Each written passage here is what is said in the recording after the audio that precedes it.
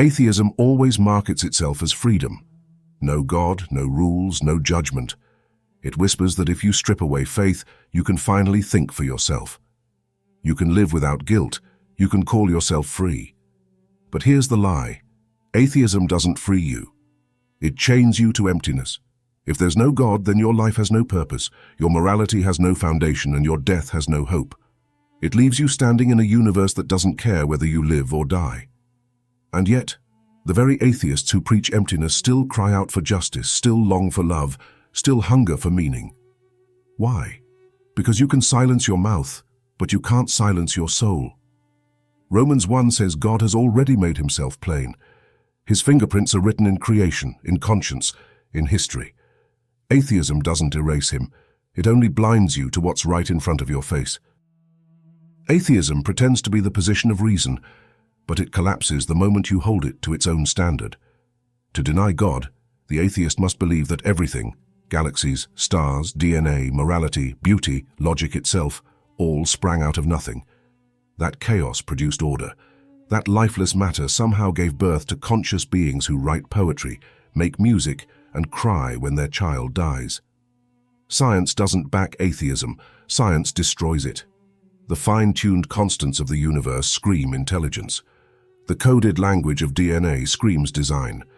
The laws of physics scream lawgiver. Even your ability to reason assumes truth exists outside your brain, but without God you have no reason to trust reason at all.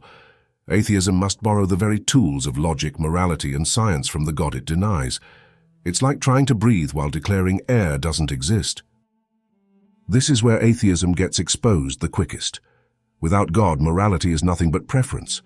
There is no good or evil, only opinions and power. Hitler and Mother Teresa both lived out their truth, and if there's no God, who's to say one was better than the other? That's the nightmare atheism doesn't want to face, because every atheist still lives as if morality is real. They still cry against injustice, oppression, abuse, and evil. But the second they do, they are appealing to a moral law higher than culture, higher than preference, higher than themselves. Where did that law come from? It didn't evolve. Evolution rewards survival, not morality. It didn't come from culture. Cultures disagree and shift like sand. It came from God. Conscience is not a cosmic accident.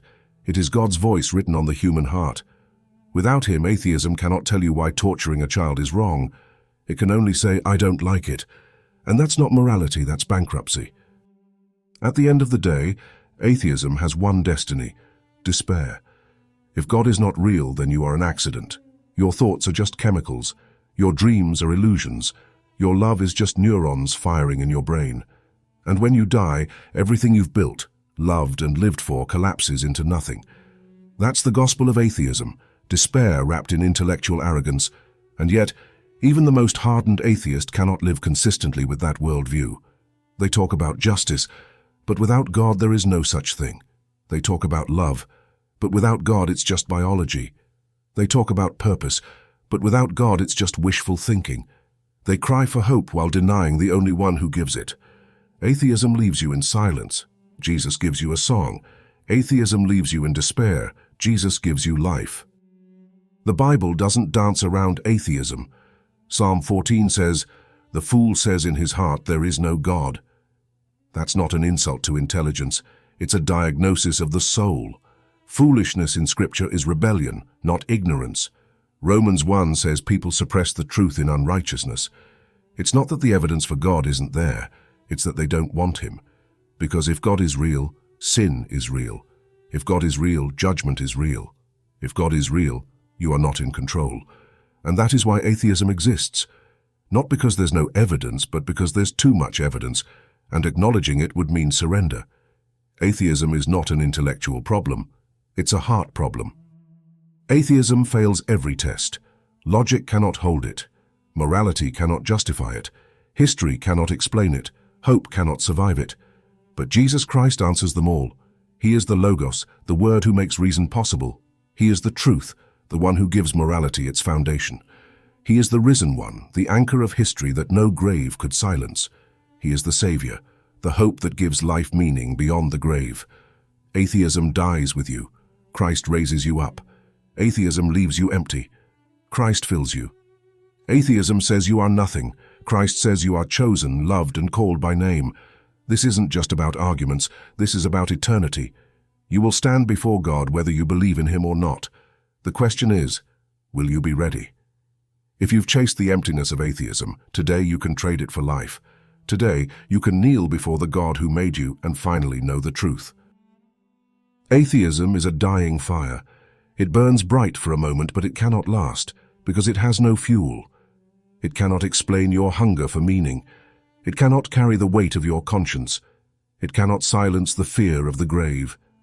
And when the storm of eternity breaks open, atheism will collapse like sand under your feet. But Jesus is not an idea. He is not wishful thinking. He is the living God who stepped into history, took on flesh, bore your sin, and rose from the grave. His truth doesn't shift. His power doesn't fade. His kingdom cannot be overthrown. Every doubt, every argument, every rebellion will fall silent when you stand before Him. The time is short. The decision is yours. Don't let atheism rob you of eternity. Don't gamble with your soul. Trade the silence for a savior. Trade emptiness for everlasting life. Today is the day to say, I choose Jesus. Because in the end, atheism fails every test. But Christ never fails.